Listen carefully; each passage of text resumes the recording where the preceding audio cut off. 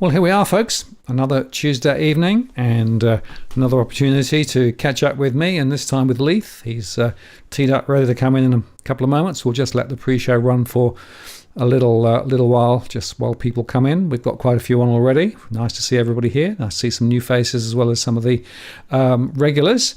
And just to give everybody a bit of a view, there's the doggies, sound asleep after their lunch, and they've had a run around the garden, and they're now hopefully out for the count while I make the show. Sometimes they get a bit noisy towards the end. And here's the studio with Leith teed up over there, ready to come in shortly. So that's good. And everything else is now running. The studio is now all set up. Everything is functioning as it needed to. So it's pretty good now, and hopefully we don't get any technical glitches. There probably will, but anyway, we'll muddle our way through. And a lot to talk about tonight, of course. Significant data, significant questions about the data, and as Leith put it the other day, it's going to be squeezy under Albanese, so we might touch on that shortly, because high population growth, very important thing to talk about. Anyway, enough, I think, of the pre-show. So let me take the pre-show off, and then I'm going to run the introduction. I'll be back in just a moment.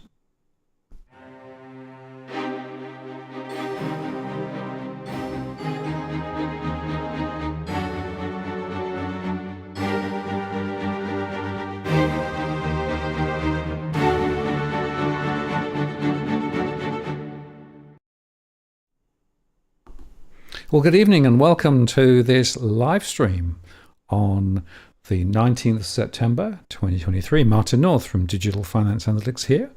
Hope you're okay.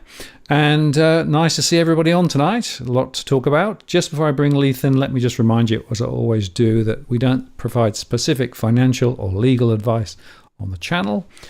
Please play nice in the chat room. We do moderate the stream. This is as of the 19th of September 23. If you're watching in replay, and use that Walk the World to get my attention, specifically if you want to ask a question, because I put them in a separate queue, and that means that I spot them. And I've also enabled super chat. Smooth, you might have it on in two places, possibly. Have you got two open streams? I don't think I'm doubling up on the audio. And super chat enabled, so if you'd like to make a contribution to what we do here, always greatly appreciated. Or indeed, if you want to get your question to the top of the list, then please do that. Okay, so let me now bring Leith in, and before I do that, let's get rid of that so we can do that. Push that button. Leith, hello. G'day, Martin. G'day, everyone. Thanks for having me on again. Great to have you back on. And a lot of interesting things we're going to talk about tonight, Leith. But I got to start. It's going to be squeezy with Albanese was a great piece that you wrote today, and really drives the message home, doesn't it? Yeah, it does. It does. Unfortunately, life's not going to be easy under Albanese, but certainly is going to be squeezy. We've got record population growth, and the federal government's also going to cut infrastructure spending. So. That's a pretty bad combination when you've got a housing shortage, etc. And it does sort of raise the question, if he thinks that there's not enough builders, etc., and whatever to build the infrastructure that they had planned, and there's enough money, well, then how are they going to meet that 1.2 million homes target over 5 years? There's a lot to talk about. A lot obviously on this immigration side, because we had the record immigration numbers come out last week. Yep. Totally off the charts, which I guess we can, get into a bit later. But unlike last time, the last few times, I've actually prepared a pretty massive slide pack, a whole bunch of charts on not just immigration, but the economy, the labour market, as well as the economy and all sorts of stuff. So there's a lot of good stuff to dive into today. I've come prepared. So if you like charts, it's going to be a good session. It's going to be probably a bit more like interviewing Carrick Brooker. So it's good. Yeah. He always comes with the charts as well. So he sort of certainly comes loaded. Encouraged me to lift my game. Oh, very good. And no dead rat this time, right? No, I'm a lot more high energy than last time. So I don't know if you watched it last time, I was a bit off, and I had a dead rat on the house, and I also had a cold, and I felt absolutely rotten. So yeah, a little bit more high energy, and also the weather in Melbourne is absolutely fantastic at the moment. So, after 3 years of soaking rain, and you were down here, Martin. No, you lived it as well. I did 3 years of absolute drowning. Swinging. Yeah, yeah, that's it. Well, I mean, it was cold and it was wet and miserable for about 3 years. Right down the east coast. And, just today, the Bureau of Meteorology declared a El Nino, which basically means we're going to have a dry, hot summer. Probably we're going to have the reverse of what happened the last 3 years. We're going to have a drought, a bit like what we had 4 years ago, leading into the big bushfires. But in the short term, it's bad news long term, but in the short term, we're enjoying absolutely spectacular weather in Melbourne, like mid-20s, sunny, beautiful. I'm actually sitting here in shorts, which in mid-September is pretty wild. And but yeah, it's put me in a good mood. So ready to get into it. Absolutely great. Well, let's progress. Just as we do that, one of the things I want to touch on, and we might come at it later, but there's a really interesting question that I've got is to whether, in fact, the central banks are just too reactive now. They're not actually setting an agenda; they're actually reacting to everything that's coming in, which means, of course, that as the data changes, their reactions change. So I have a feeling that things are not going very well for central bank territory either. So we might touch on that towards the end. But anyway, let's start with the immigration question, because for Australia in particular, this immigration question is probably the biggest. It really is the biggest. And the fact of the matter is that we've never seen immigration this high for so long, and the consequences are, well, crazy, really. Yeah, they are. Look, they're absolutely crazy, not just for the housing market, which is what we're all hearing about at the moment, the rental crisis, but also for the labour market and obviously, the environment. And the government wants to make these net zero ambitions and, a whole bunch of areas. But, should we kick into and actually one thing I'll add is this isn't unique to Australia. We've got the whole Anglo countries are all doing this at the same time. Basically, they're all fighting for the same people, right? And it's interesting that, that particularly if you've got assets behind you, so you can go and buy property directly, right? I mean, it's interesting. So the mix, so you've got a lot of students, but you've also got a lot of more affluent people being grabbed by New Zealand, by Canada, by Australia, even the UK to an extent. So everybody is basically up in the ante trying to get a particular set of demographics.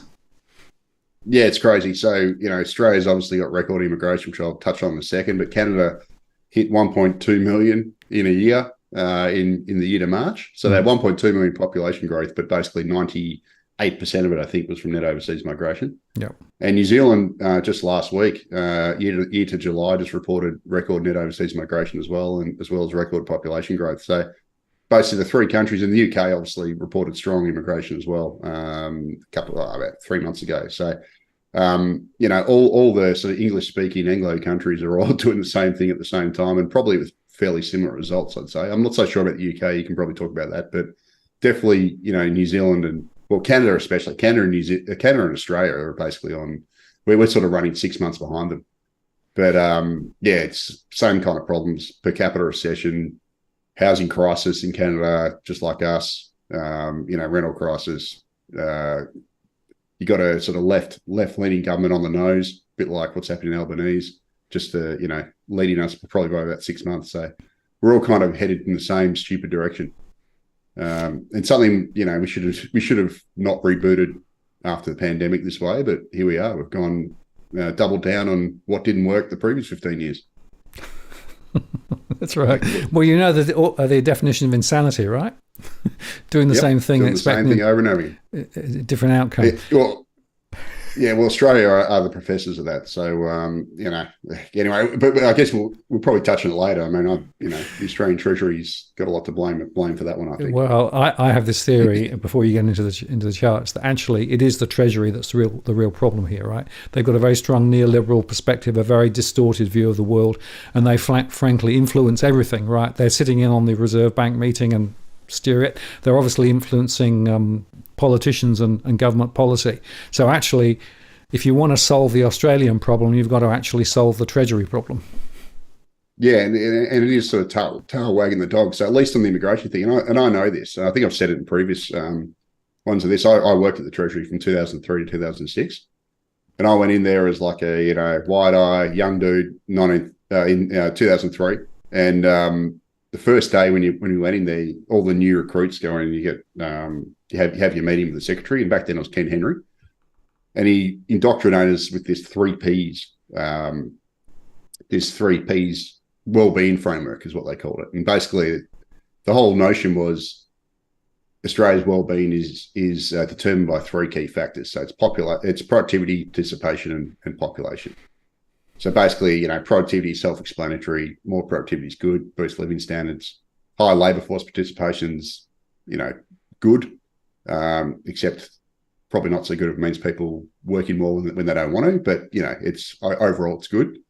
And then the third one, which is the most controversial, which I think should be dropped, is population. So basically, immigration boosts well-being. Now, unfortunately, that was in 2003, and that was before they ramped up immigration. That sort of came later in 2005. But the government is basically, led by Treasury, is basically focused on the third P, population growth, to basically power the economy and ignored the other two, really. Although we do have record high participation, but the main one which counts for 80% of it is basically productivity, and that's where we're failing. And they've basically focused on growing the population through immigration. We've done that for nearly 20 years, and it's basically failed miserably. Anyone who lives in Sydney and Melbourne in particular has seen the consequences. Obviously all the crush loading, been squeezed into apartments instead of houses, housing affordability issues, productivity's collapsed across the country for the last, productivity growth has been falling for basically 2 decades, or since the, mid 2000s. And we've obviously got really poor real wage growth, household income growth, et cetera, et cetera. So so it's been a livability disaster. And, I was kind of hoping that the pandemic, when we had negative net overseas migration, the government might come out of it and say, okay, we're not going to go back to what we did the previous 15 years because it didn't work. We'll run a more sustainable, lower immigration policy like we did for the 60 years after the Second World War. Sort of that 100,000 a year, 120,000 a year, sort of around about that level. Instead, the Albanese government's gone basically hog wild and has ramped up immigration deliberately to the highest level in history. And it's probably a good segue into the charts, do you think? Yeah, go for it. Yeah. Yeah, so, might as well bring it in. Yep. Are they shown on the screen? Yep, there you go. All right, beauty. So, yeah, as I said before, I put together a bit of a chart pack, and I just thought I'll take us through like the migration numbers and then impact on the housing market and then impact on the labour market and blah, blah, blah. So basically the chart on the left and right basically shows the last week's immigration and population growth numbers that came out to the March quarter from the ABS. Now, bearing in mind that the May federal budget, so we're talking, 4 months ago or something, predicted that we'd have 400,000 net overseas migration in the last financial year. So that's the 2022-23 financial year. And it predicted that we'd have 524,000 population increase over the financial year. Now, the data is only to the March quarter, but what it showed is that the population growth rocketed to an all-time high, 563,200 in the year to March.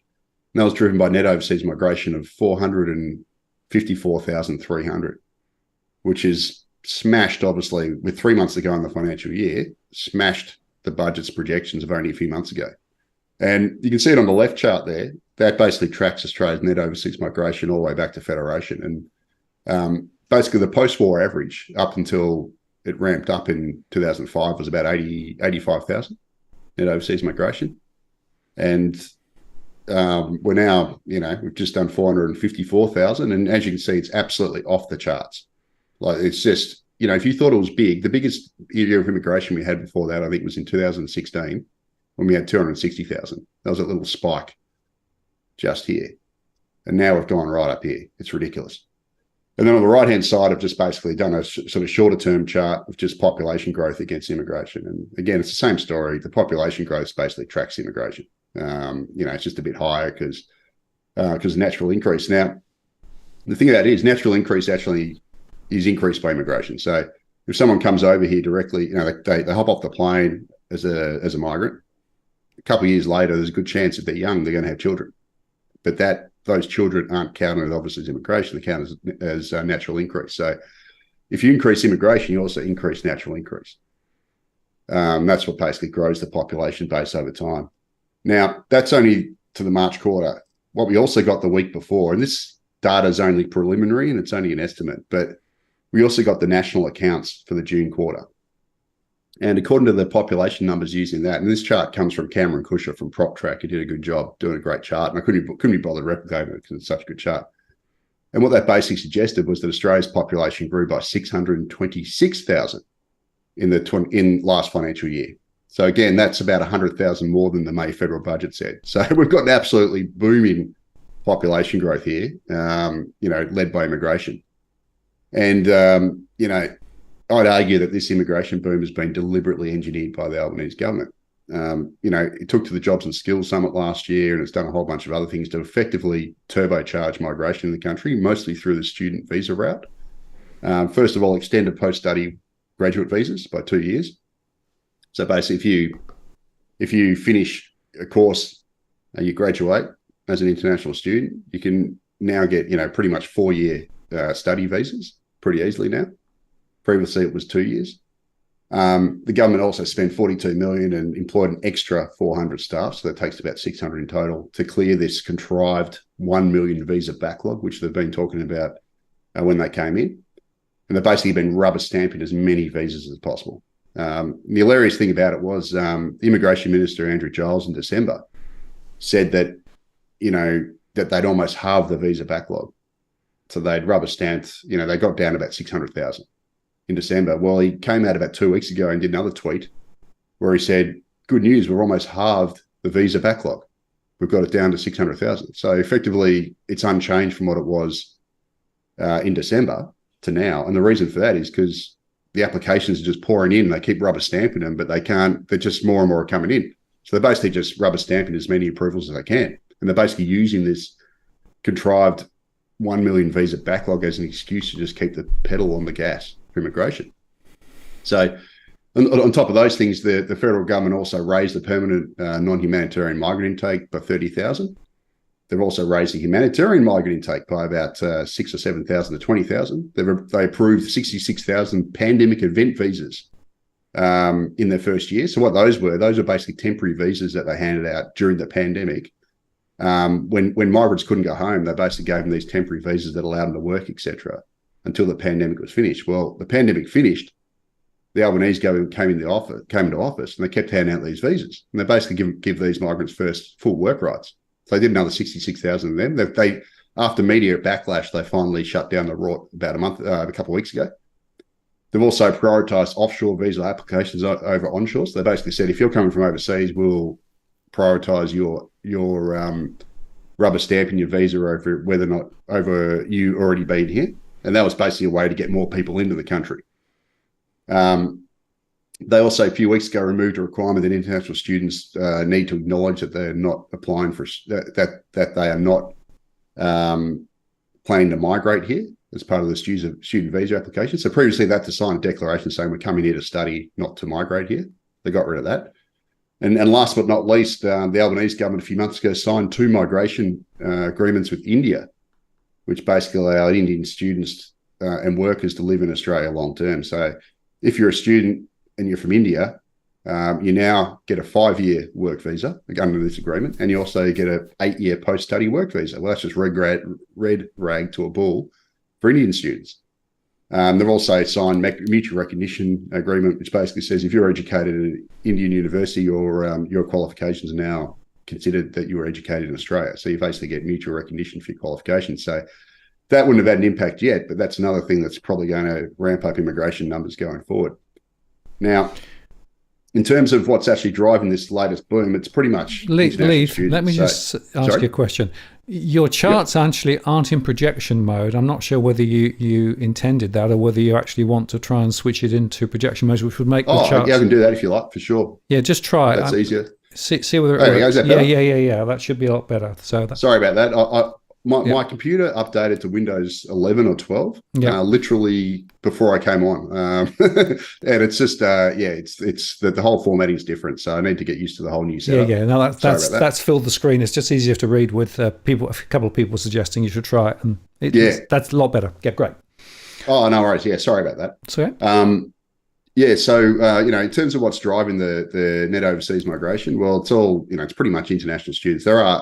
We have had a big boost in work visas as well, and other things. But if you want to look at if you want to put it down to a main cause, it's temporary students. So the chart on the left basically shows the number of temporary student visas on issue. This is from the Department of Home Affairs.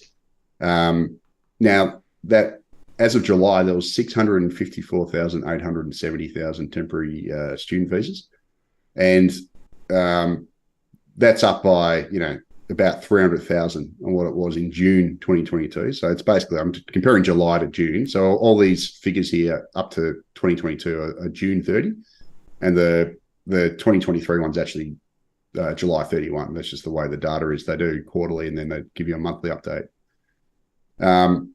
So that's extreme growth, and that's basically 100,000 more. We've got 100,000 more students in the country, temporary students in the country than we did pre-pandemic.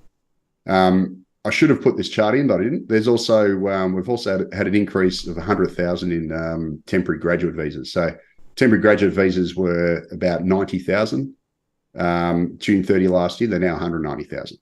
So we've had a big. We've got about 850,000 people in Australia right now who are either on a temporary student visa or a temporary graduate visa. Mm. So that's 1 in 30 Australians. Yeah, and Leith, on one of those visas. Am I right in thinking now it's also easier once you're in Australia on that visa? It's much easier then to actually get permanent residency, et cetera, right? So it's not just for sure. an access to education; it's an access to Australia and potentially Australia long term. That's right, yeah, and the thing about it is, if you're on a graduate visa, you can stay here for 4 years, or if you're from India now, according to this agreement, 8 years. Yeah, and even if you don't qualify for permanent residency, because those numbers are supposed to be capped, you can probably switch to another visa, and you can end up staying here for a decade maybe. Yeah, and then eventually you'll probably end up with permanent residency. So you're going to end up here for a long time. For all intents and purposes, it's a long-term residency visa. Yeah. Now, the chart on the right. Just one other point quickly. The other reason why this is important is because the education system, particularly at university level, completely relies on international students, right? So not only is this actually supporting, bigger population, but it's actually supporting the education system, because without it, the costs will be prohibitively high and the university system would collapse. 100%. It's look, this is, I could wax lyrical about this all day, but also one of the problems with this is that the Australian Bureau of Statistics measures student exports wrong. So basically, you've probably heard this $40 billion international education export figure that's getting bandied around. It's been bandied around for years. It's actually gone up to 46 billion. So it's now, so-called record. The way they measure that, and this has been proven, I think I mentioned it last time, basically that export figure, effectively, if you're on a student visa, what it does is it automatically counts all of your spending. Whether you work in a job here, earn income, and then spend that, it counts that as an export.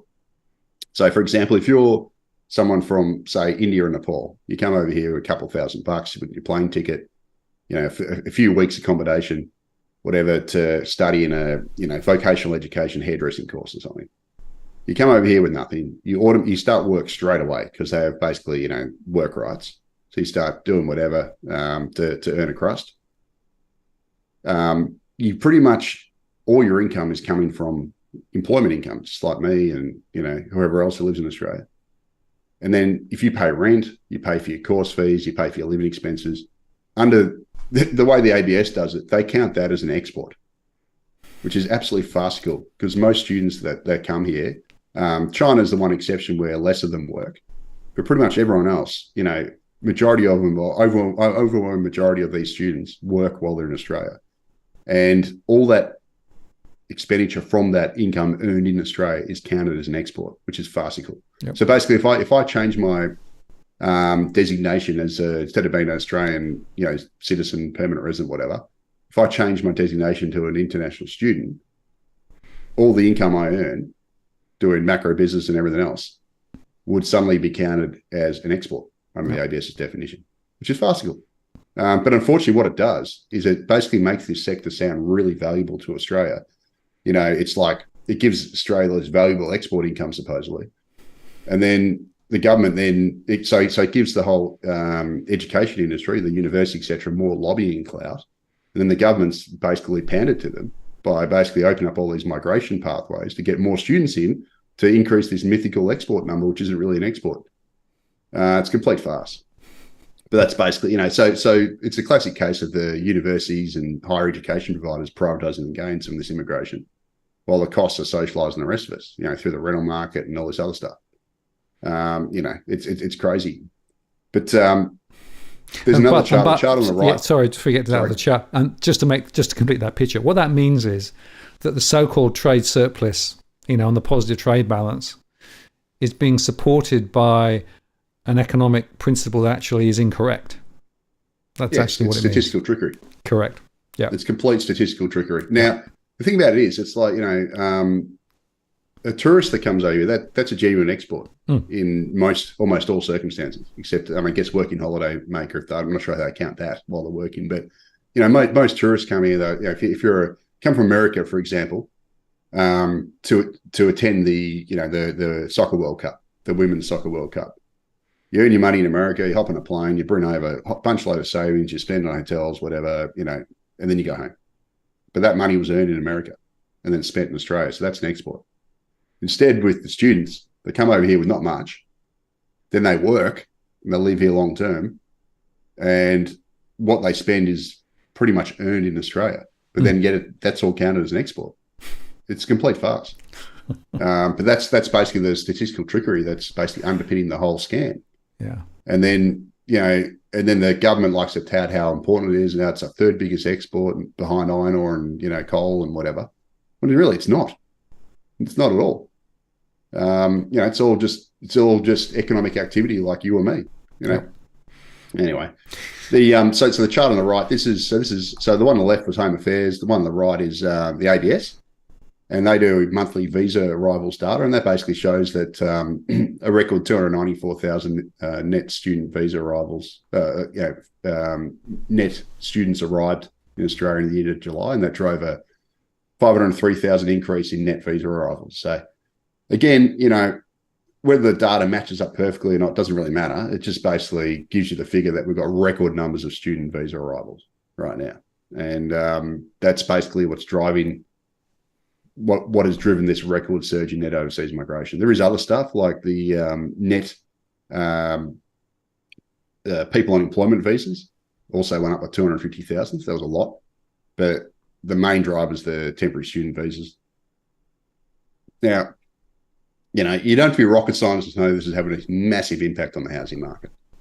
So the chart on the left basically tracks Australia's population growth. You can see the massive uptick in 2005 when basically this whole immigration rocket took off against dwelling completions, which is the blue line. And pretty much, immigration ramped up about 10 years before we got a supply response.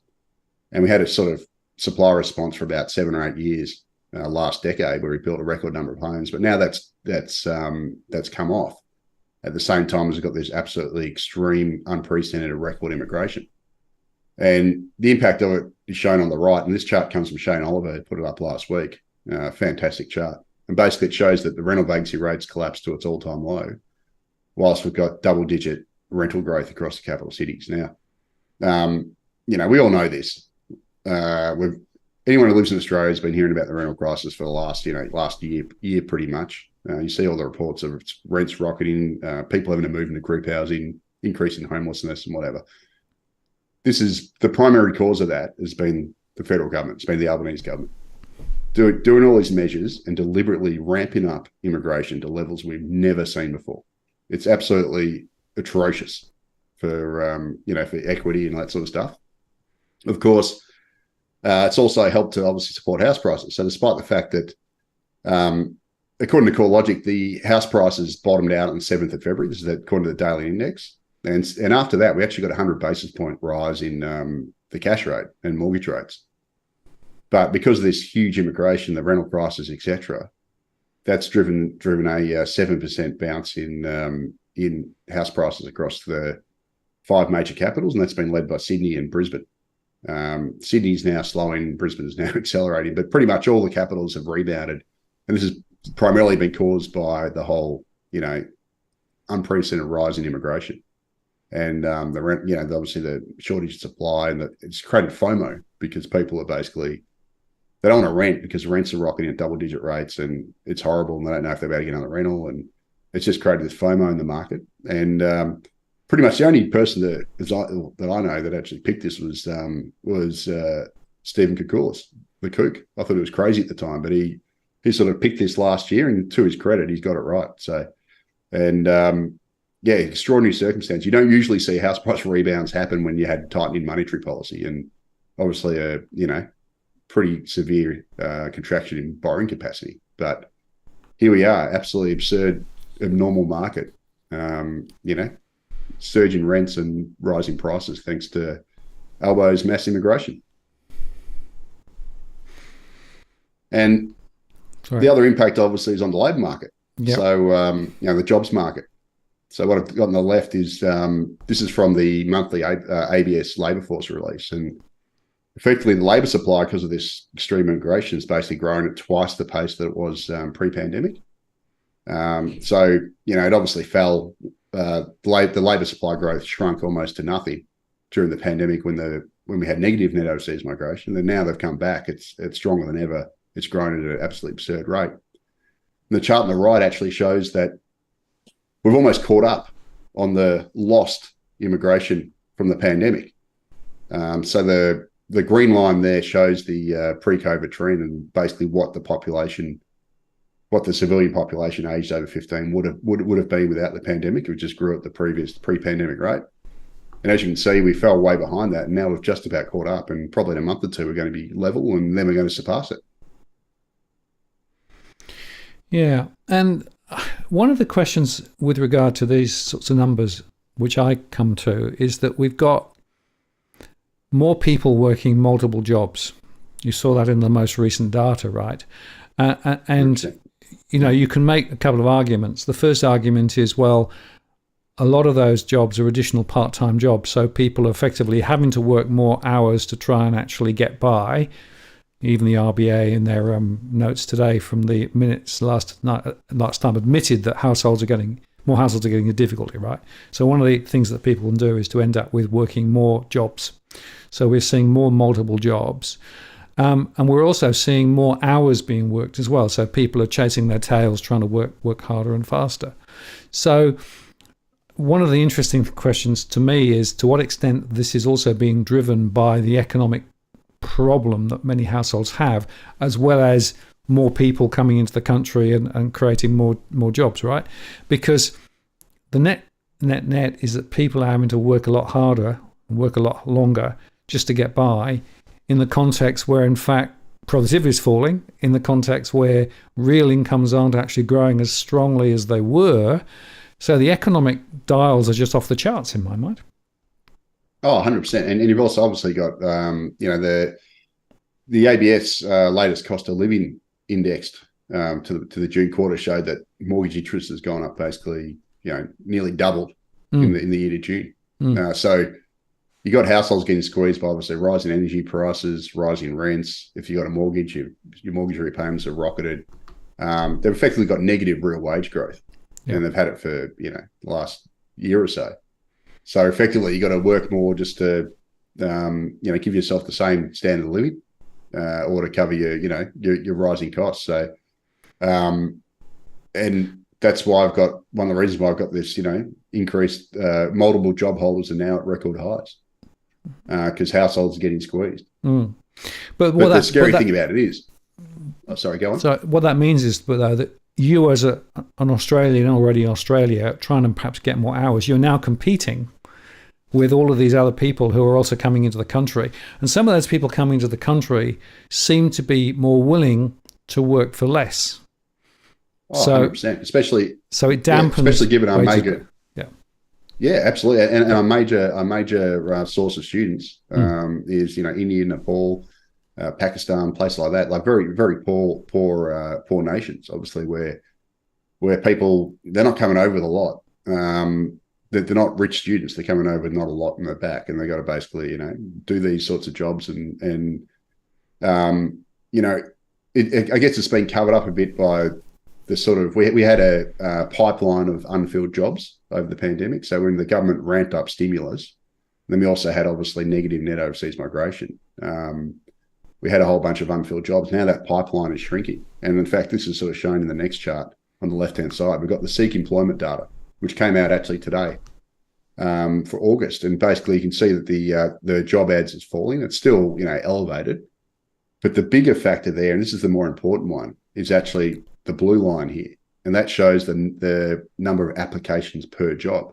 So effectively, the job ads are falling at the same time as we have this record labour supply growth. And what this has done is it's actually sent the applications per job to above its pre-pandemic level. So now in some ways this is showing that the labour market's actually looser than it was pre-pandemic, because we've got this huge labour supply response at the same time as the economy is now slowing because of the RBA rate hikes and all the other stuff. And that's a pretty bad harbinger of what's to come. And this chart on the right's been done by CBA, and it effectively shows that the economy's got to create around 35,000 jobs per month just to keep the unemployment rate constant, to stop it from rising given a constant participation rate.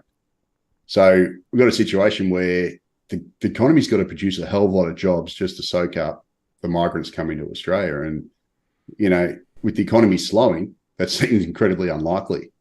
And it sort of tells you that unemployment's going to rise. And in fact, Roy Morgan's estimate of unemployment, which is, bit looser than the ABS, but they generally track each other, showed that unemployment rocketed to 11% in August, which was its highest level since March 2021. And Roy Morgan pinned that on basically this record labour supply growth because of immigration outpacing jobs growth. And you can see from the table here, which compares August 2023 to 2022, we've had this, the population age 14 plus has gone up 706,000 during the year, which is massive, primarily because of immigration, but also because of Costello's baby bonus kids are now hitting working age. And basically the workforce has grown by nearly 500,000, but we only created 161,000 jobs. Now, in a normal year, 161,000 jobs is pretty damn good. You go, that's a solid year, but it's not solid when you got the labour force growing so ferociously because of this mass immigration. And, thankfully, most of that's been full-time, but it's still not nearly enough. And as a result, the number of unemployed has gone up nearly 2%. And the unemployment's also gone up 0.2%. So according to Roy Morgan.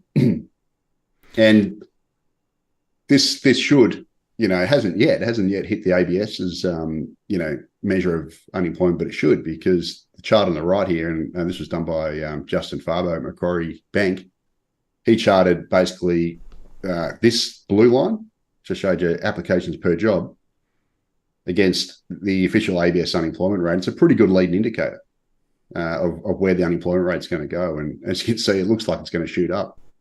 The RBA tipped that Australia's unemployment rate would hit 4.5% by late next year. But, that seems pretty optimistic, I think, based on these immigration numbers that we're getting. Right. And just one quick point, the quality of jobs is also important to understand, right? So if you look at the growth in jobs across in different industry groups, the biggest is actually in healthcare and allied services and sort of health support. So it's actually to do with a particular sector of the economy where, in fact, wages are relatively low for a lot of people that work in the sector, a lot of part-time carers and helpers. So, I've used the term previously, the bedpan economy, right? Because what we're doing is the growth is not necessarily... The growth is in the healthcare and caring sector. Yeah. Which is, it's an important stuff. It needs to be done. But it doesn't actually necessarily create more value for the economy, right? It's effectively a services sector, and the services sector doesn't necessarily, it just moves the dollar about. It doesn't actually create more dollars. So not only have you got this problem with people needing to work more jobs just to get by, the mix of the jobs is actually to those that are actually important, yes, But yeah, so I mean, the more you look at this, the more you think this economy is stuffed. Yeah, and effectively, you always hear the excuse, "Oh, we've got to run big immigration program because we've got skill shortages." But the ridiculous thing is, Australia's population has grown by 7.4 million people this century, primarily through this massive immigration that we've had. Now we've never seen growth like that before. That's a hell of a lot of growth in 23 years effectively, and it hasn't solved the skills shortage. Like the federal government in 2002, under the Howard government, they did a parliamentary inquiry into skills, and you had all the same players: the Business Council, there's the Chamber of Commerce, Australian Industry Group, all the usual, rent seekers from the business lobby. Basically said in 2002 that Australia's got an aging population, we've got labour shortages, we need to import a whole bunch of migrants. Well, guess what? They got their wish, and we've had the biggest immigration boom since 2005 that the nation's ever had. And we've got worse skill shortages than ever. And all this tells you is that it doesn't work. And the reason why it doesn't work is pretty simple. You can solve one problem. For example, at the moment, we've got this massive housing shortage. The federal government says they want to build 1.2 million homes over 5 years. You've got Buckley's chance of actually doing it. But, we've got labour shortages, material shortages, all that. But okay, let's just say we imported 1 million migrants and they're all builders, right? So we can build more houses. Okay, forget the material side, the land availability, all that. But let's just say, okay, that solves that problem. That's great. You solve one problem. Problem is, those 1 million migrants you bring in, you're going to have children who are going to need schools.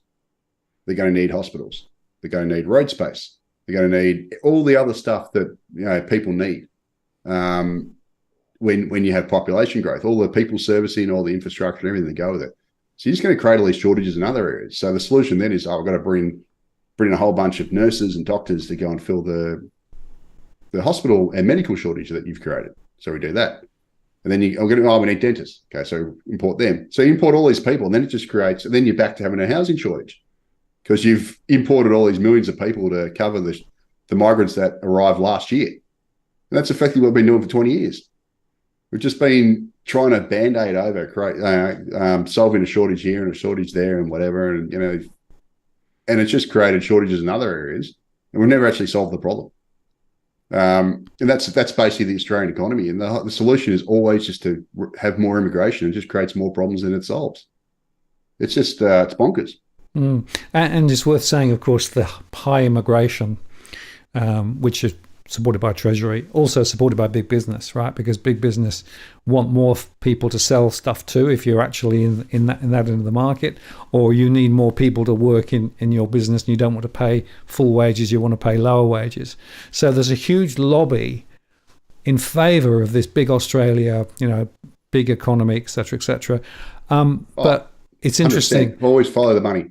And anybody on the other side of the argument gets pilloried as racist or something similar, right? And even Tarek Brooker, who I regard as one of the straight shooter. Yeah, straight shooter, and just calls the data, and has been hit quite hard on Twitter recently because he actually called it out. So anybody who's on the other side of the argument.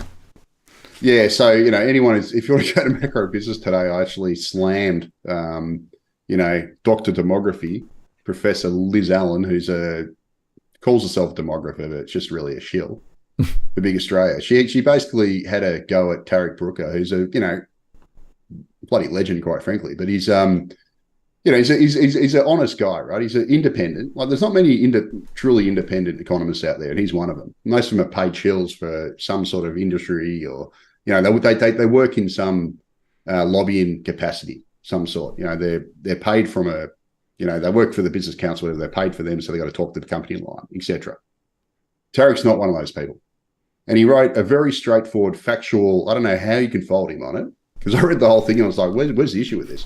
Yeah. And basically he said, here's what the 2002 intergenerational report had for GDP per capita growth, for population growth, and here's what we got instead. Yep. And he basically said that we hit the 2050 population target about 28 years early.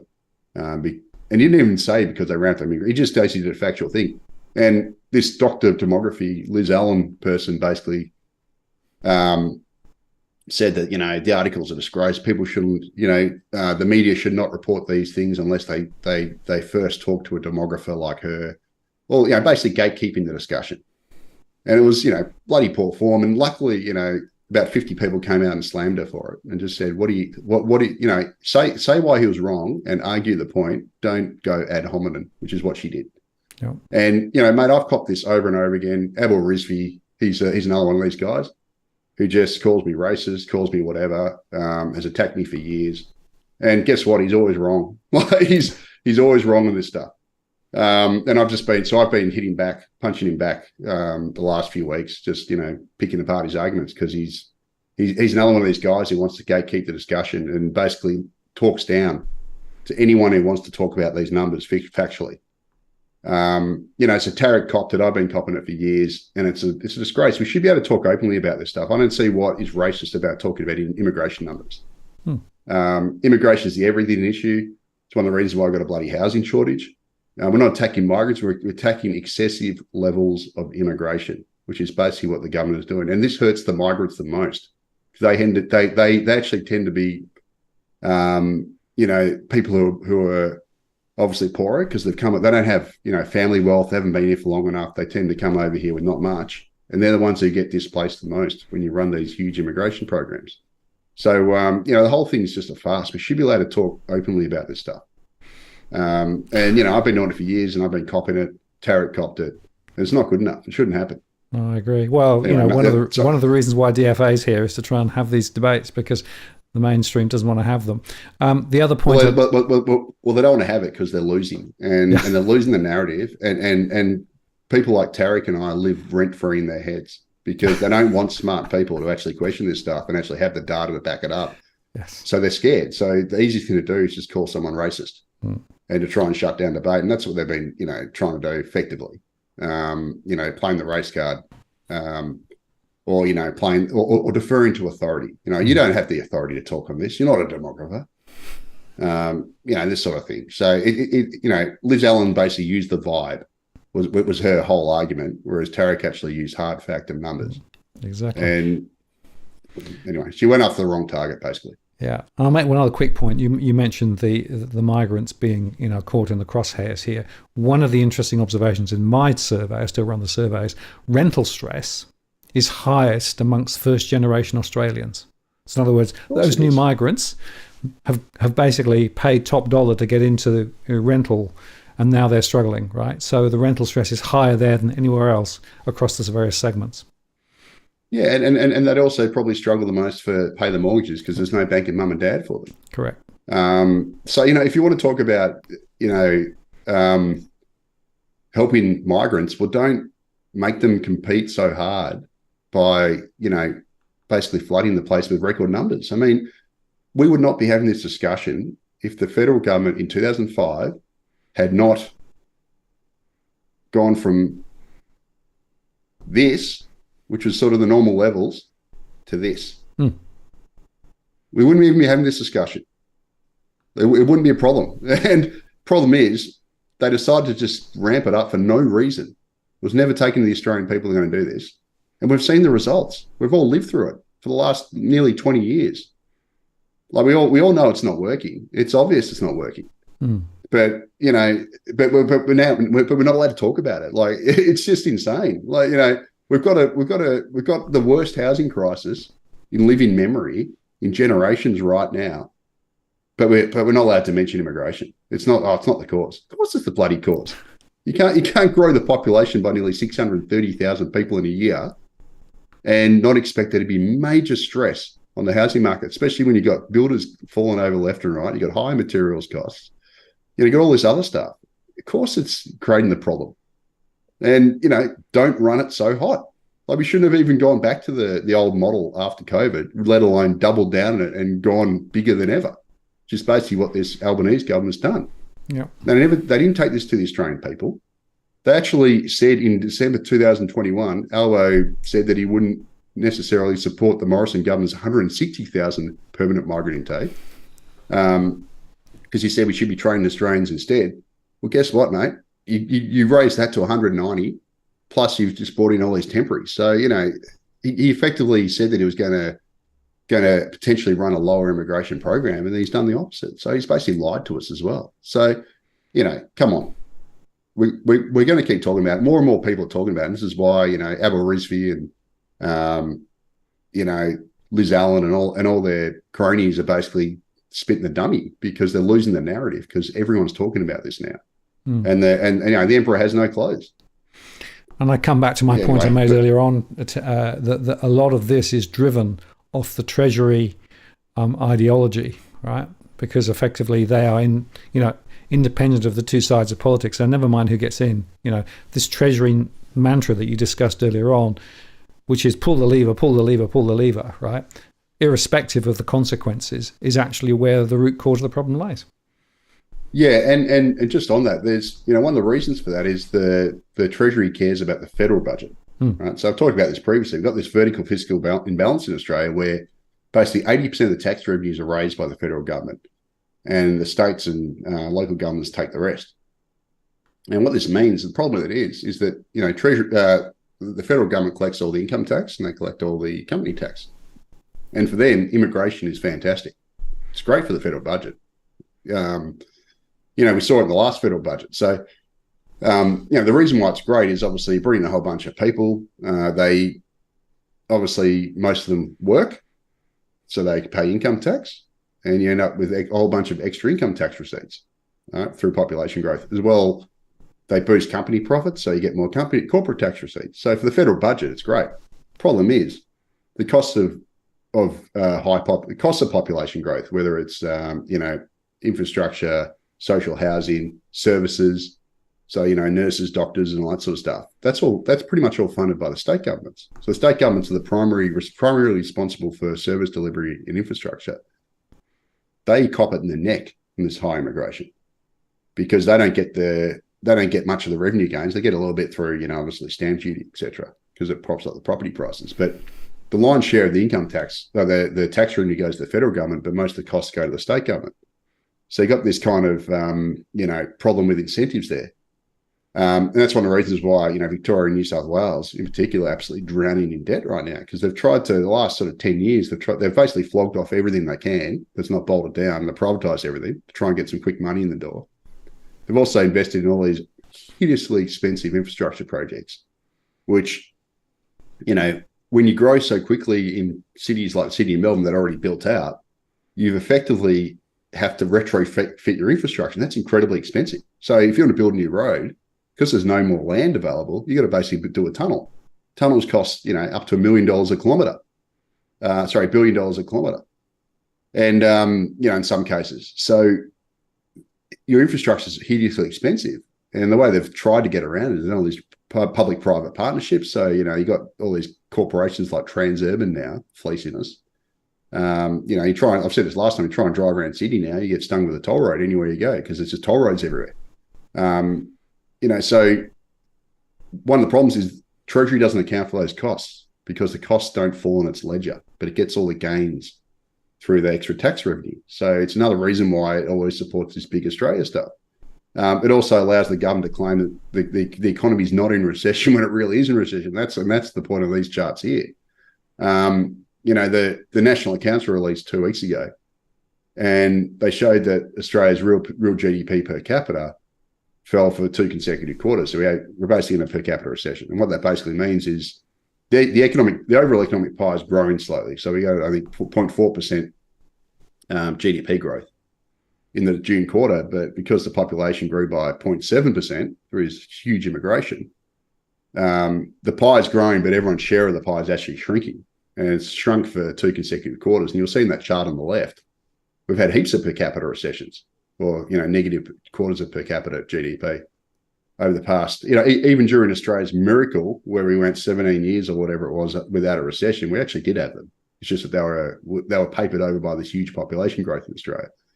And the thing driving the per capita recession is we've had quite a decent, we had a fall in real household disposable income per capita. So, household consumption is the main driver of the economy. It accounts for about 55% of growth in a given quarter on average. So usually where, as the middle chart shows, where household consumption goes, the economy usually follows. And now it's falling. And I put a chart on the right, and this basically shows the long run, trend, GDP per capita growth, and it's been really poor for years, and pretty much over this whole big Australia migration period, it's been falling. It was good in the early to mid 2000s with the mining boom, the mining investment boom, etc., where they built all the huge mining investment, and that sort of propped up growth. But pretty much post that, we've had this really terrible GDP per capita growth, and it's pretty much been sort of hovering around close to these recessionary levels for a long time. And basically, the economy has kept growing because they've been running such high population growth through immigration, but effectively everyone's share of the pie has barely grown, and right now it's actually falling. And households in particular are getting smashed. So, the chart on the left shows real household disposable income per capita from the national accounts, and we had a boost over the pandemic when the government showers with stimulus, effectively. But now it's fallen back down, and we had the biggest 1 year fall in household disposable income in the year to June, where it fell 5.1%. Now, real household disposable income is now tracking at 2019 levels, and the chart on the right comes from the wage price index, and that's basically shows that real wages now have totally collapsed through obviously lower than what should be wage growth, as well as obviously high inflation. And effectively, real wages are now tracking at 2009 levels.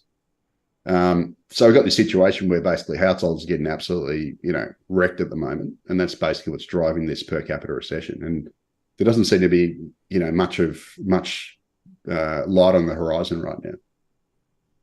And just one last point, these living standards are going to keep falling under this ridiculous policy we've got. So, just yesterday, that's the little snippet on the left. The Albanese government announced that it's going to cut funding for infrastructure projects and cut infrastructure projects.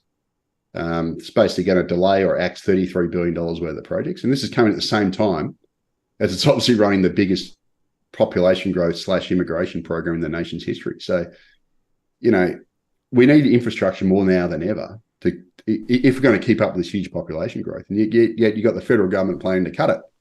So all that means is you're going to get more congestion, which means lower living standards.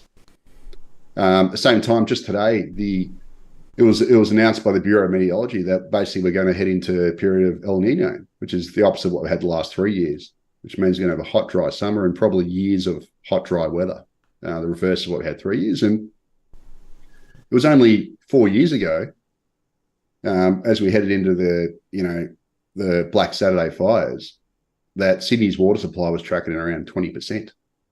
After about a 4 year period of drought conditions. Well, what's going to happen next time, say in 4 years' time, when the population has grown by millions under this extreme immigration policy? What do you think is going to happen to the water supply? And what's going to happen to the water supply in 40 years when the intergeneration report says we're going to grow by 14.2 million people? We're going to add a Sydney, Melbourne, Brisbane and Adelaide in 40 years. According to the intergeneration report. What are we going to do then with climate change and more droughts and that sort of stuff? Where are we going to get the water from? The whole thing doesn't add up. And then the other question is, how are we going to achieve net zero? So the government's committed to achieving net zero by 2050. Apart from the fact that's never going to happen anyway, because it's a bit of a farce, but how are we going to achieve this net zero when the population is predicted to rise by over 50% over that 40-year period? So we're going to have 14.2 million extra consumers of energy, extra consumers, creating waste, more cars, more white goods, more more TVs and everything. All this stuff requires energy, requires resources, going to create emissions. How are we going to achieve this mythical net zero? It's an absolute farce. It's impossible. And finally, the graphic on the right comes from the Australian State of the Environment report. Now, what that is, that's released every 5 years, and that's basically the intergenerational report for the environment. And what that said is that that population growth has a very high impact on the environment. That's this right here. It's got the biggest impact. Well, of course it does. If you're going to have more people, you're going to have to do more land clearing. You're going to have more waste. You're going to have more resource use. You're going to have more pollution, all this sort of stuff. How are we going to safeguard the environment with an extra 14.2 million people in 40 years, as predicted by the intergenerational report? Like, these are all, things that the federal government never considers, the Australian Treasury never considers when it runs these ridiculously large immigration programs. And, what it basically means is that we're going to have lower living standards. We're all going to see it in the housing market. Like, our kids and grandkids are not going to be living in detached houses. Most of them aren't. They're going to be living in, shoebox apartments. And a lot of them are going to be renting instead of owning them, unlike, their parents and grandparents. This is all a direct attack on our quality of life. And the federal government is effectively doing this deliberately by running these extreme immigration levels and ensuring that demand forever outpaces supply and outpaces the economy's basically carrying capacity. It's a joke. And just one last thing, I just did some rando charts. Wasn't sure I was going to use them, but just on the whole water issue. So this chart on the right here was some estimates of the cost of different forms of water supply. And you can see that it's got one desalination plant here, the Wonthaggi one in Victoria. But basically the cost of desalination is, about 5 times as much as traditional dam water. And even water recycling is about four or so times as much as traditional dam water. So effectively, if we're going to cater to these massive population increases, we're going to have to build a whole bunch of desal plants. And what this means, and this chart here in the middle is from Infrastructure Australia 2017, and it tipped that real water prices for households are going to basically rise fourfold from 2017 up to 2067. So again, this is another attack on your quality of life. We're going to bring in all these people during climate change. You have to build a whole bunch of energy guzzling and expensive desalination plants that's going to push up water bills astronomically, which is going to obviously hurt household budgets. And how are we going to get water to, say, Western Sydney, up to 50 kilometres away from the ocean? We're going to somehow have to build these pipelines from the desal plants on the coast and pump the water uphill against gravity, uses a lot of energy to somehow, provide water to some of the fastest growing areas of Australia where a lot of the migrants go to. It doesn't work. And none of this stuff is considered by policymakers or the big Australia shills, Abel Rizvi, Liz Allen, all those people. None of these costs are considered. And it's just, it's about time we start talking about this stuff, which is, I guess, what we're doing here, Martin. I'm sorry, I'm in a very ranty mood tonight.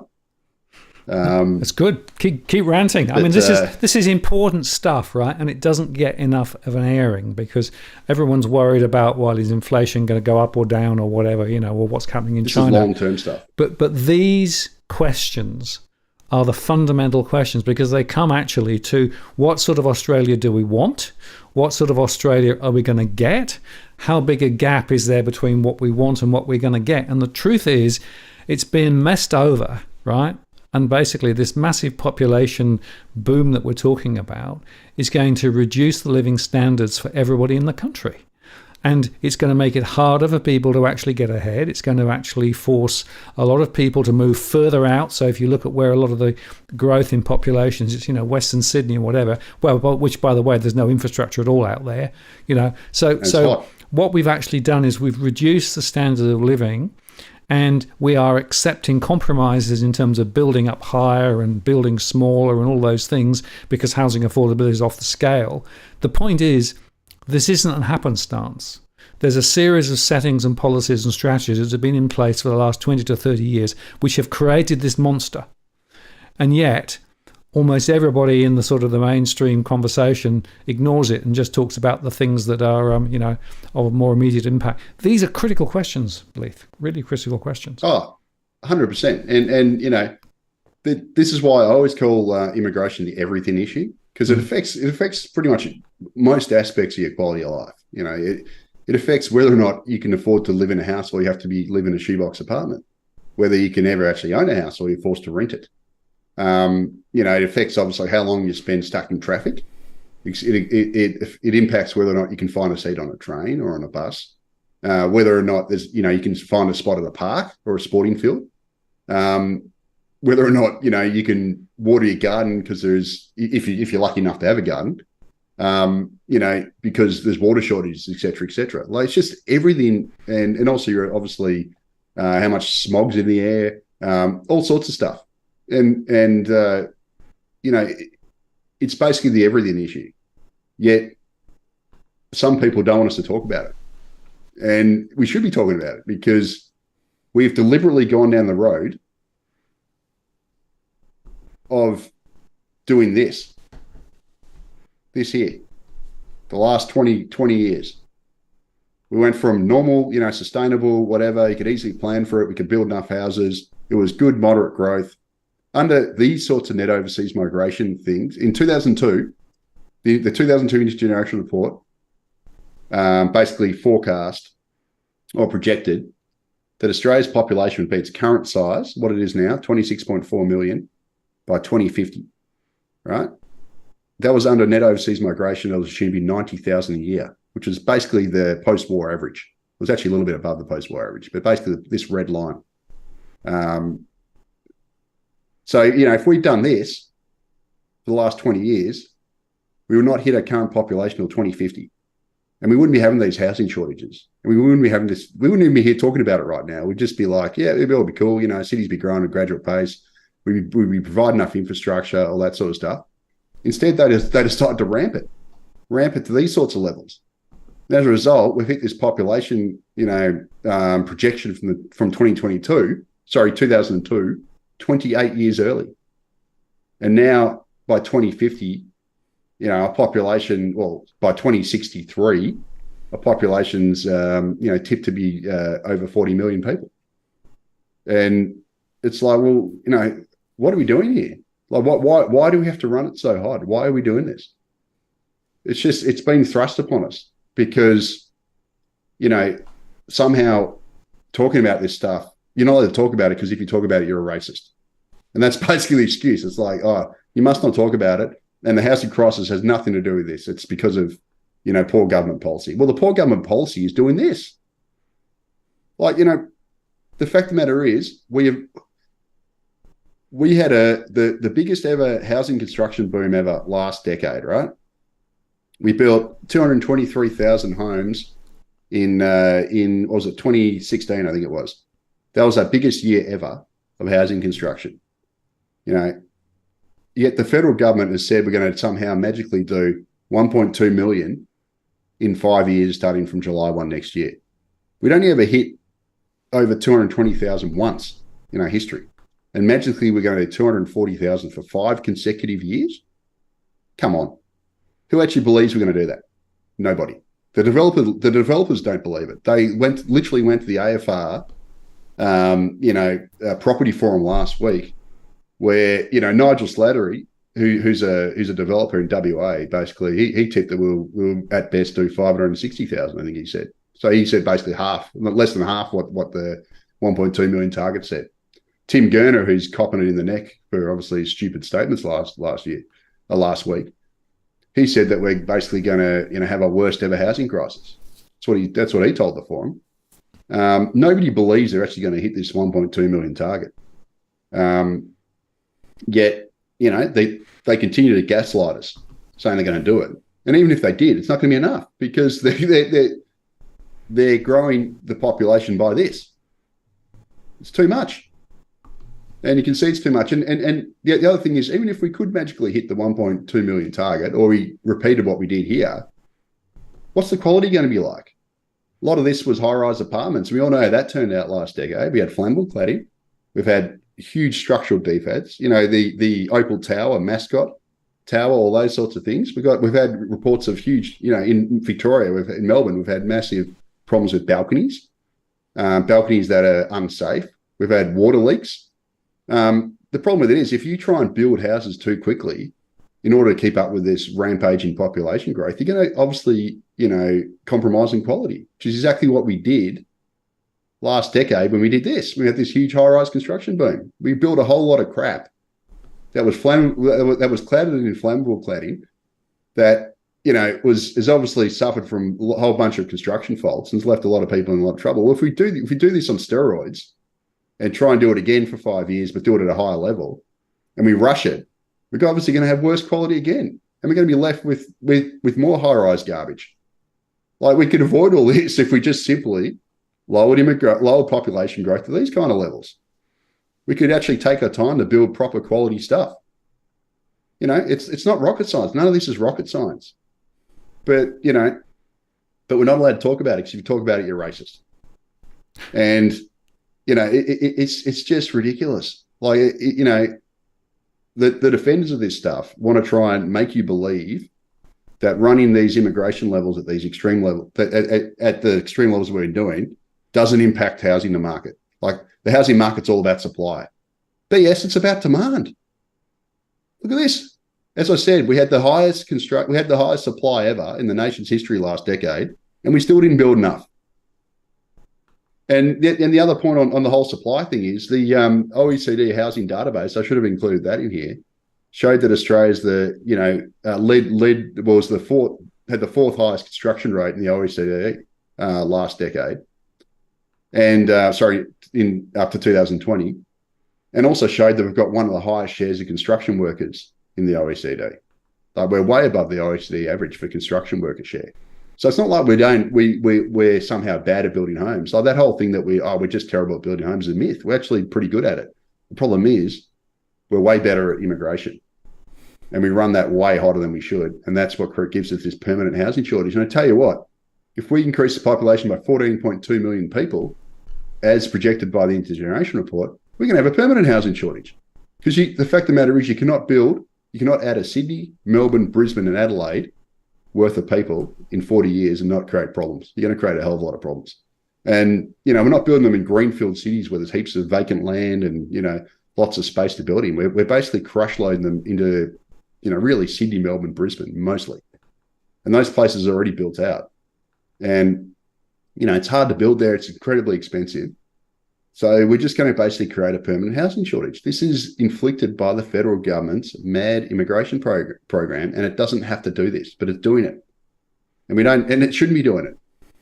So it's about time, policymakers, everyone just catches on and starts calling them out for the BS. They're gaslighting us. This is all they're doing. It's deliberately top down from the federal government, who's decided to just ram through, fire hose the nation with people. And it's basically creating most of the problems that we've got.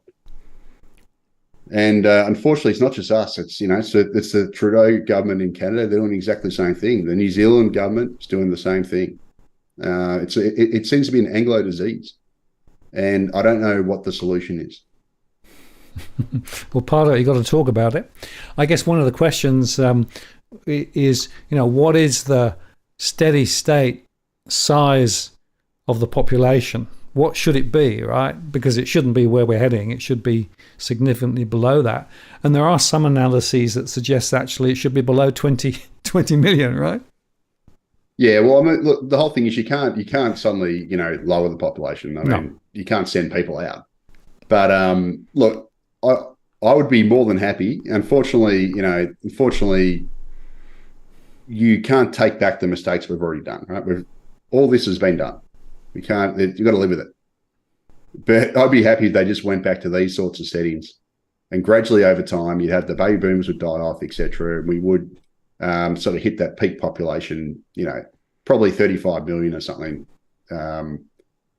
would be the absolute peak. Actually, probably less than that. But, just make sure that the flow. So there's the whole secret to solving the housing shortage is pretty obvious. Shane Oliver said it last week to the AFR Property Summit. I've been saying it for yonks.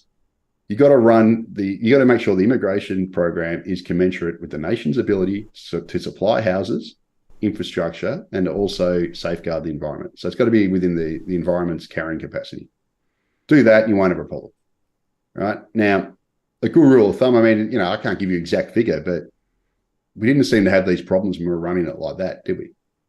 Like, we were always, we didn't seem to have these, these chronic problems. So maybe good rule of thumb is just to go back to these sorts of levels instead of running at these sorts of levels, and definitely not this sort of level.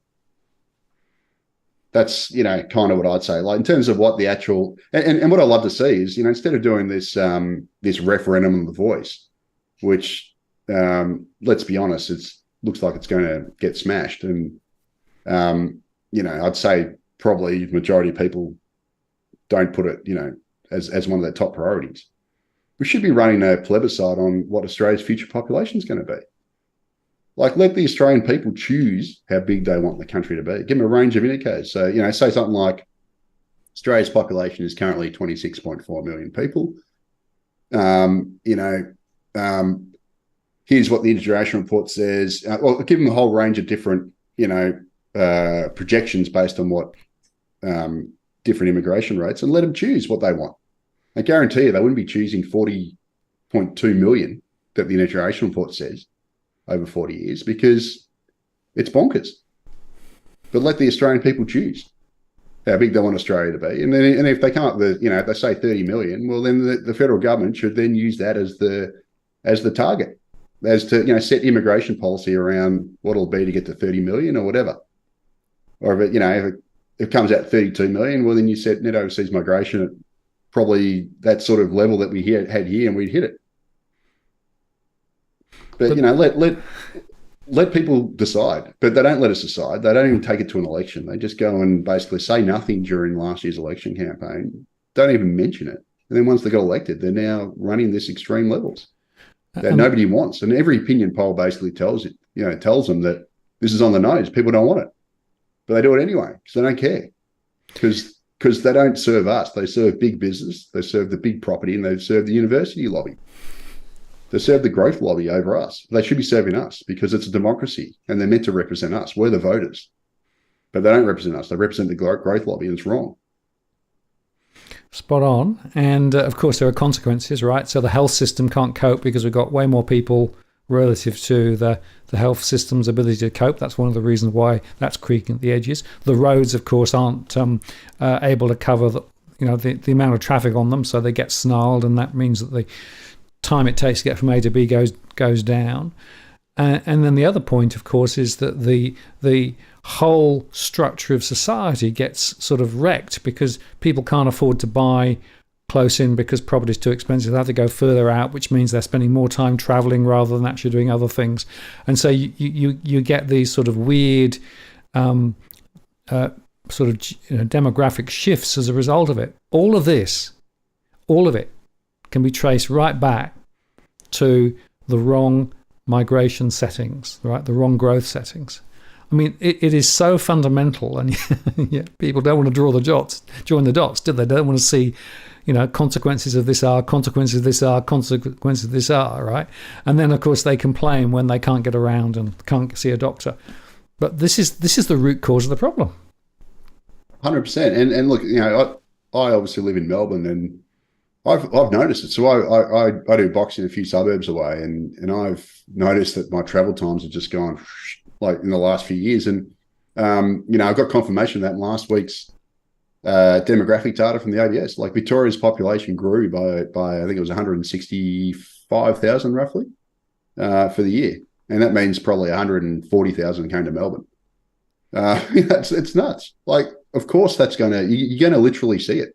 And if we keep growing at that rate, every year you can add a few minutes to your trip from A to B. It's just going to get longer and longer, harder and harder. And now, I hate driving around Melbourne. It's just one of the beauties of working from home. I rarely leave my suburb. Just do it if I have to go somewhere. But it's just a nightmare now.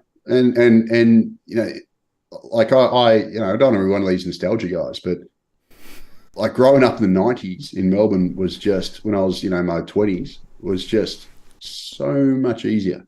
Apart from the fact that housing and everything was cheaper, but it was just easy to get around. And now it's just not. Like, livability in Melbourne has been absolutely smashed. And it's been smashed because the population of the 2001 census was 3.3 million. And now it's over 5 million. And, based on these sorts of figures and based on intergenerational report, it's probably, it's going to get to 9 million by 2060. Which would be in my lifetime, hopefully, if I don't, if I live a decent length. So in my lifetime, born in 1978 to when I die, hopefully in the 2060s, if I live that long, Melbourne's population would have gone from 2.5 million or something to 9 million. It's just, that is an insane amount of growth. And most of it's been obviously this century. And you can't grow like that without creating a whole lot of problems everywhere. And that's basically what I've seen this, I've seen my city get destroyed. Well, I mean, it's a bit melodramatic, but get degraded quite significantly. And it's the same in Sydney, and Southeast Queensland is going to experience the same soon. They're growing very quickly. They're just not there yet. They're sort of Melbourne 20 years ago. But you can see the writings on the wall, and you go, well, why are we doing this? It makes no sense. We don't have to do this, but they're choosing to do it for no good reason other than just to support their big business, big property, and the university lobby and the higher education lobby. But they're certainly not representing us. And that's what every opinion poll says, pretty much. The overwhelming majority of people don't want this, but they don't care. They're doing it anyway. And they're directly manufacturing a housing shortage. Well, who wants this?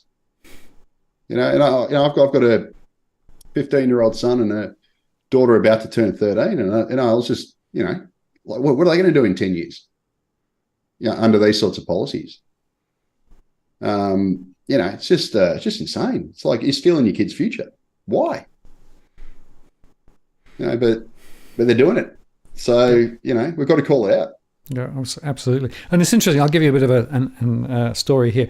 I came to Australia for the first time in 1994, 1995 from the UK. I worked in London for many years, right? And to me, at that time, coming to Australia, to Sydney, it was like a breath of fresh air, right? There was less traffic on the streets. You could get around.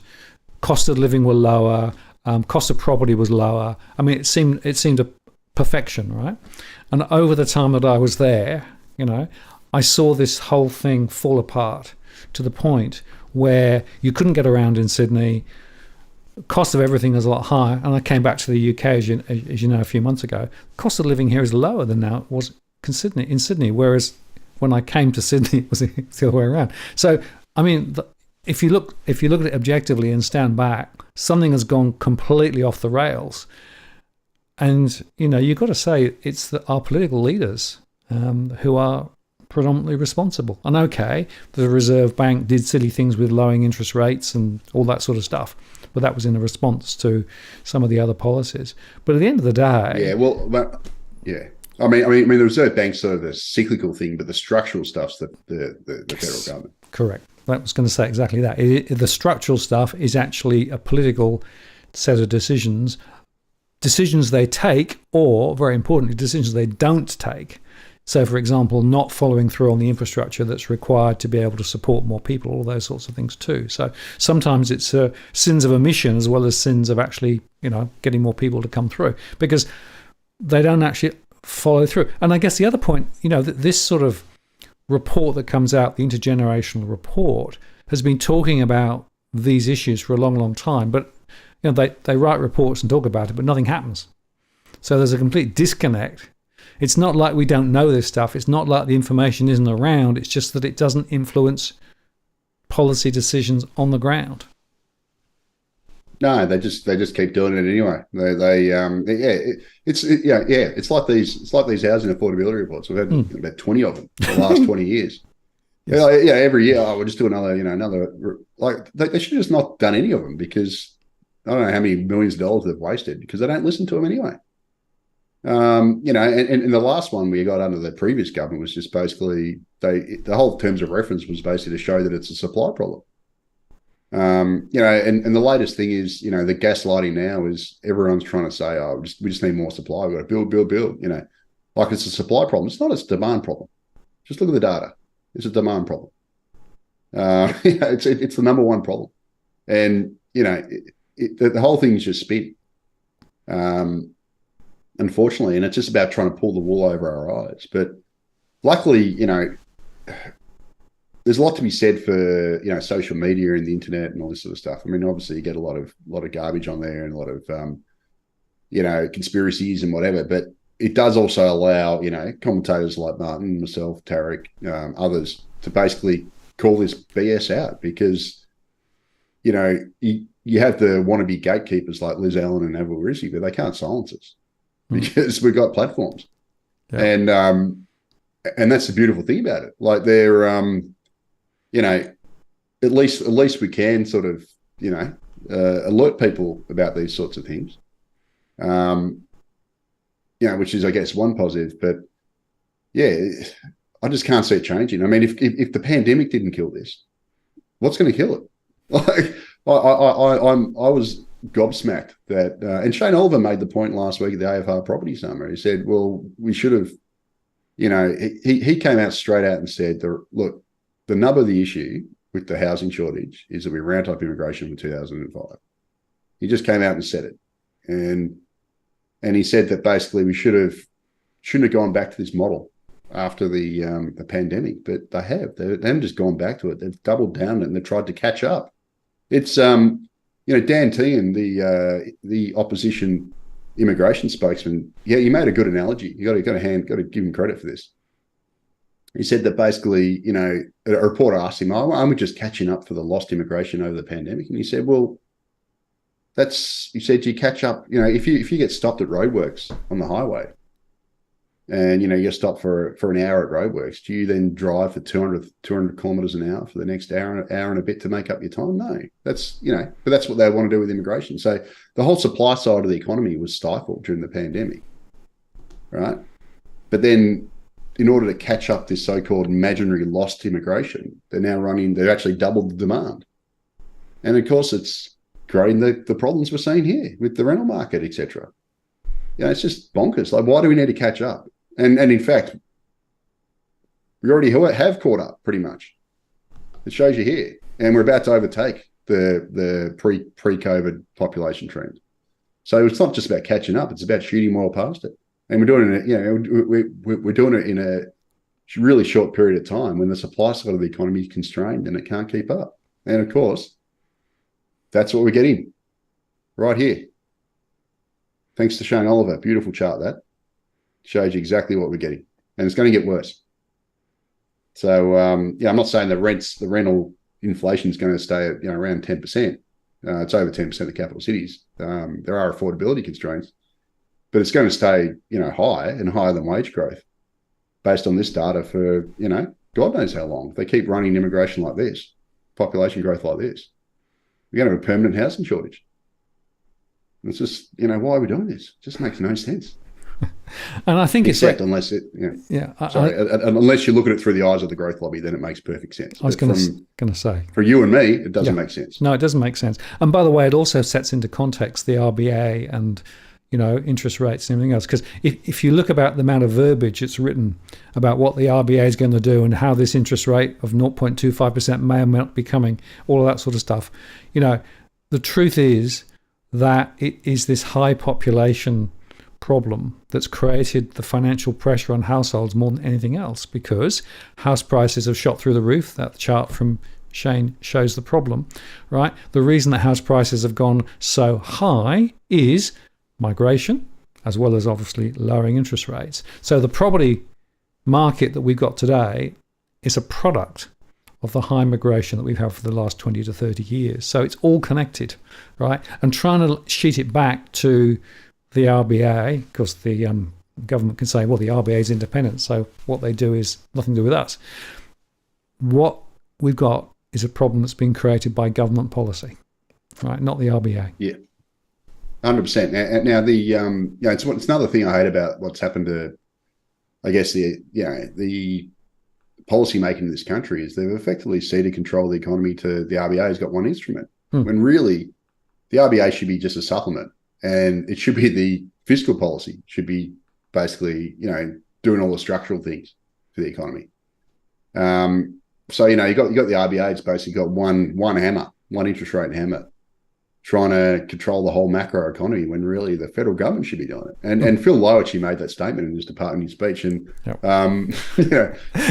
you and I said earlier on, it's always easy to say it as you leave, right? Why didn't he? It always happens though. Joe Hockey, last valedictory speech, negative gearing. Negative gearing's bad. We should get rid of it. It's like, but you just spent the last bloody 4 years defending it while you're a treasurer. Wow. And then now you're walking out the door. It's like, I get rid of it. And then, this always happens. Like you always get the Damascus moment at the end. As you got 1 foot out the door, about to leave, they go, and by the way, X, Y, Z, see ya, So Phil Lowe in his final speech, basically, a couple of weeks ago, last week before, said basically, fiscal and monetary policy's got to work together, not at cross purposes. Shock horror. Like at the moment, Tarek Brooker coined this phrase and it's a beauty. I've used it a few times in Sky interviews and stuff. He called it the burnout economy. Yep. Australia's got a burnout economy. So basically, the RBA has got the foot planted firmly on the brake, through its high interest rates, etc. While the federal government has got its foot planted firmly on the accelerator by pumping demand, by running the most highest and most extreme immigration program this nation's ever seen. And they're working at cross purposes. And we're seeing it through the rental market, obviously, but also, on the inflation side, most notably through rents. So I got property rents, obviously rising at double-digit pace across capital cities. And rents are the single biggest component of the CPI. So they count for about 6%. So, we've got this tailwind effectively, from this high population growth pushing up inflation. And Phil Lowe actually said, I think in the May or June, a couple of months ago, in one of the Senate estimates, he basically said that the demand side of the economy because of immigration is basically outrunning the supply side. And he actually referred to, he said the population's grown by 2% or 2.5%, I think is what he said. Have we built 2.5% more houses? Have we done 2.5% more business investment? Have we done 2.5% more infrastructure? No, we haven't. And that was basically a shot at the immigration policy and saying that effectively we're running this burnout economy. I'm trying to rein inflation in, and the government's basically got the foot on the accelerator, pumping in all these people. And it's basically, it's outrunning the supply side through the housing market, which is pushing up rents. The, infrastructure, like it's outrunning, it's creating congestion across infrastructure. So we're not building enough infrastructure. It's outrunning business investment. So it's creating capital shallowing, which I'd argue is one of the reasons why we've got this population tanking. This productivity tanking. So when the pandemic hit, a whole bunch of migrants went home. We had 500,000 temporary migrants leave. And effectively got this capital deepening effect, I'd argue, which is basically when you get more capital per worker. And that's one of the reasons why productivity went up. So of course, it's not the only reason. This is just sort of, pretty stylized. But now we've got this mass population growth. We're getting this capital shallowing where effectively the amount of capital, so that's like, machinery and that sort of stuff, infrastructure, all that kind of stuff, per person is actually shrunk. And that means that's made us less productive. So now we get this negative productivity impact. And that's kind of one of the reasons why we've had this like whipsaw in productivity. It went up when immigration went turned negative, and it's gone down now. It's rocketed back. And Phil Lowe sort of called that out a few months ago, one of the Senate estimates. And that's one of the, so basically, and he needed to call it out because he was trying to do his job by raising, using his one hammer, his one tool to reining inflation, while the federal government's basically working at cross purposes, doing the burnout economy thing, causing the economy to burn out by running this high immigration. And that was effectively what he sort of said in his final speech. He goes, we've got to work together. You've got to have fiscal policy working with monetary policy. But the federal government in the last 20 odd years, or ever since the inflation targeting came in, has basically said, no, that's not our job. We just leave it to the independent central bank who's got one tool, which is, ridiculous from a policy perspective when you think about it. And in fact, of course, Chalmers have actually put a further distance between the RBA and government, right? Because up to this point, the government has the ability potentially to, influence what the RBA might or might not do, right? Whereas they want to sort of separate it even more, so they can wash their hands even more firmly and say, nothing to do with us. It's those RBA people who created the problem, right? When in fact, what you need is a more integrated view, but one that actually is driven from, what is the, I guess, questions like, what sort of Australia do we want? How big do we want Australia to be? What sort of life do we want to have in Australia? I mean, those are the big questions, and, those are never on the ballot paper, are they?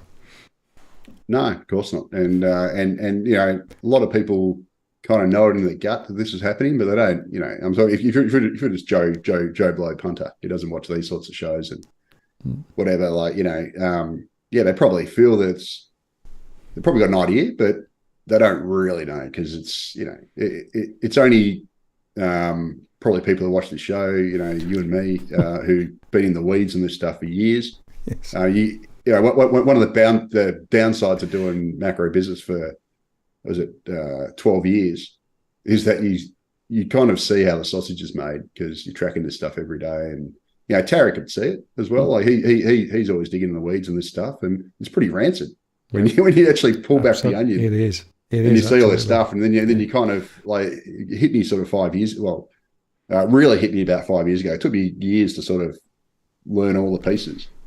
I'm still learning, obviously, but I've kind of got a good BS detector these days, and you can kind of see, like nowadays I can see when someone's trying to gaslight us and talking through their rear end, and unfortunately that happens 9 times out of 10.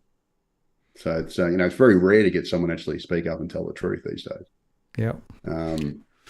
It's about the announceable, isn't it? I mean, the housing policy, the 10 billion is a great example. It sounds really good until you actually start looking at it and think, hang on, mate, how many do we need? How much are we actually putting in? What return are we going to get from that? It's like, well, you're going to get 2 and 6 months. It's not going to make much difference at all. But it sounded good.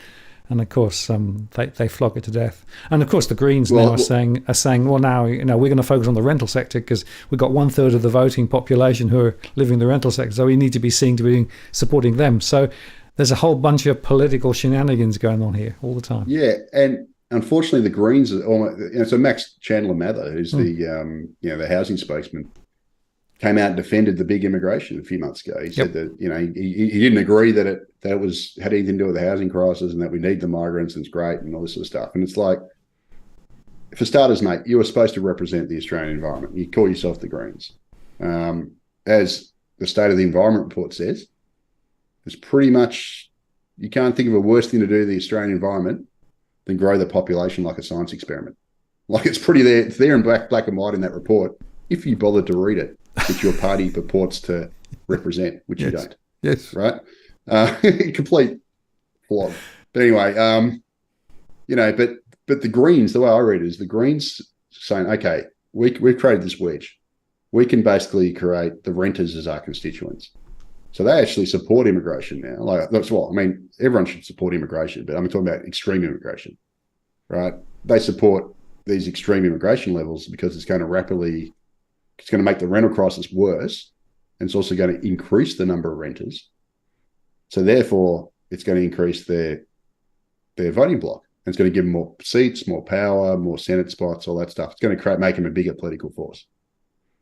Now, that's all self-interested, of course. That's not good for us. It's not good for their constituents.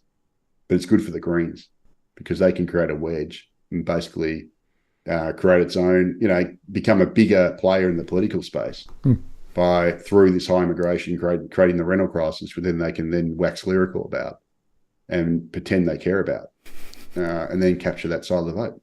Well, you bring more people in, so the rental sector goes up. So that means they've got more of a target population that they can go after. It's simple math. Yeah, and then they can go. They can do gimmicks. Yeah, they talk about a rental freezer, which are never going to come in, right? And they can just chastise the major parties and say, isn't it terrible? Isn't it terrible? While they're actually supporting the thing that's making it terrible, or the key driver that's making it terrible.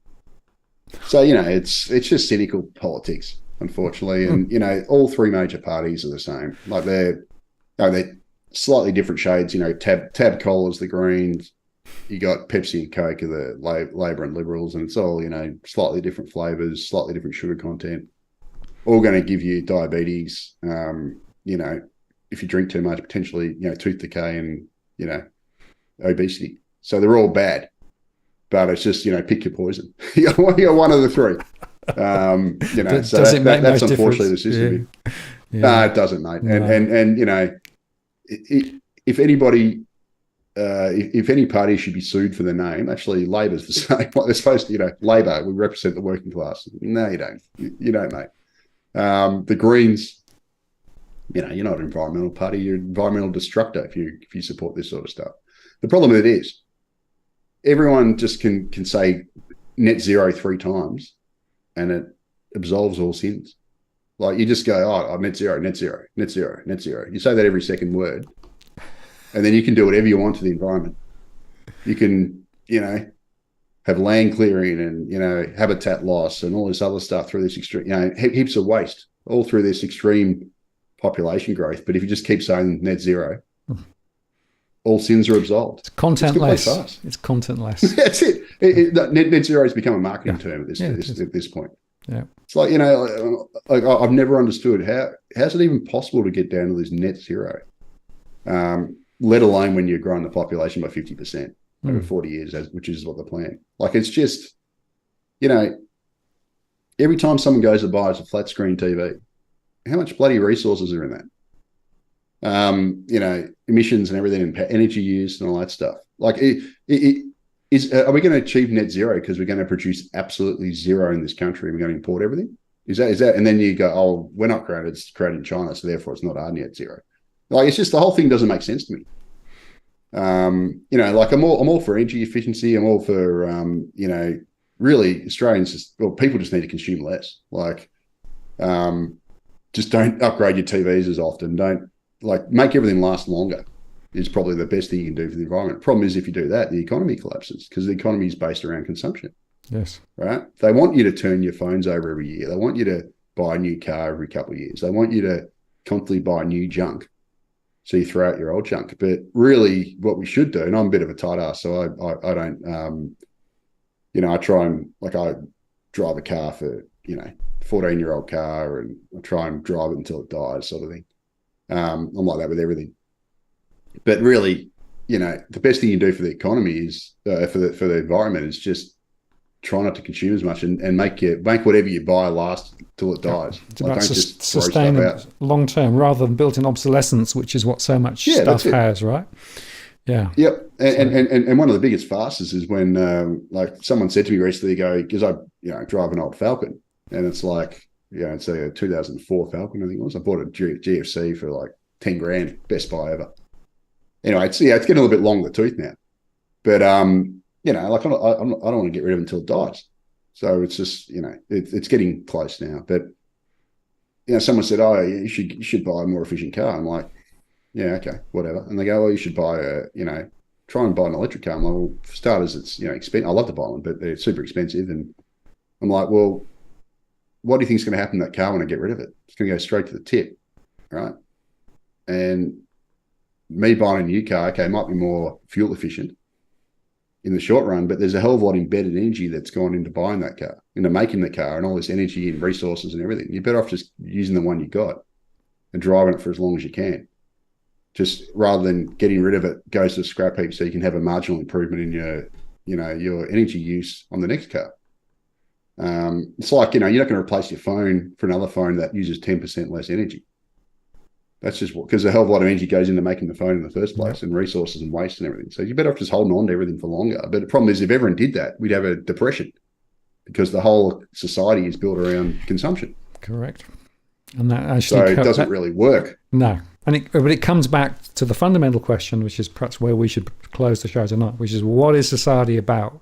Who's it for, right?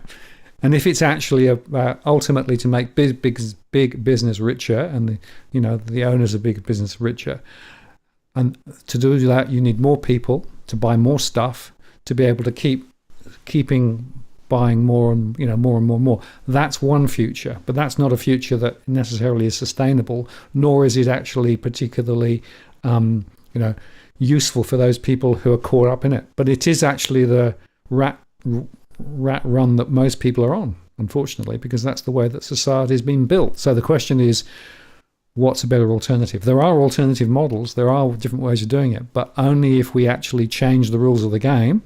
And unfortunately, the people who set the rules of the game are the people who benefit from the current rules. Yep. So fortunately, I think we're going to be having this conversation for the next 10 years. Well, we'll keep having it, Leith. We'll keep having it, and I appreciate your time tonight. Just for the record, if people would like to find out more about what you do, and where do they go? All right, there's a few spots. First and foremost, macrobusiness.com.au. Myself and Dave Llewellyn-Smith run that, have for about 12 years, 13 years, I think it is. We started, and basically that's just an independent, economic and commentary site. Talks about all this kind of stuff. Doesn't pull any punches. Goes after the rent seekers. If someone attacks me, I attack them back. That sort of stuff. Calls out all this BS. So macrobusiness.com.au. The other thing is I've got a YouTube channel which is small at fledgling. It's Leith Vo, Leithvo. Now that channel, all it is, it's nothing like yours, man. It's not professional. It's not great like your channel. But what it is, it's a centralized depository. So I've been doing heaps of media interviews lately on Sky News, and I do a radio show on 2GB every week called The Treasury Common Sense, etc. And they're all scattered everywhere. So they're all like, over here, whatever. So what I've done is I've basically just been putting it on my YouTube channel. So if you want to see my media, like my TV and radio interviews, just go to Leithvo, Leithvo. And that's just basically my central repository of media, of radio and TV effectively. So I don't really do anything else. I don't have time to produce and, create stuff. But if you think, I want to see what he's been doing on TV and Sky News and interviews and that sort of stuff, that's where I put that. So that's pretty much it. Macro Business, and number one and number two YouTube channel just for my media. Terrific, Leith. Well, wonderful. You do a great job, and thanks very much for keeping preaching the gospel. Right, really, really important stuff. We'll have you back on again down the track, of course, and we'll keep sharing information and pushing against the mainstream, because this is such a critical conversation. So thanks very much indeed for your time this evening, and I'm going to take you off air now, and I'll just close the show. See you later, Leith. Thank you very much. Cheers, man. Thanks, everyone. So there you go, folks. Bit of an extended chat, but this was so important, and I hope you enjoyed it. Thank you very much for all the comments. Thanks for the super chats. Really appreciate it. Next week, I'll have Chris Bates, mortgage broker, on talking about Sydney property. So we'll get a perspective from him as to what he's seeing with regard to this crazy property market. Thank you very much. Have a wonderful week. Check out our other shows, recorded shows during the week, and I'll be back next week for another show. So this is Martin North from Digital Finance Analytics, signing off. Cheerio.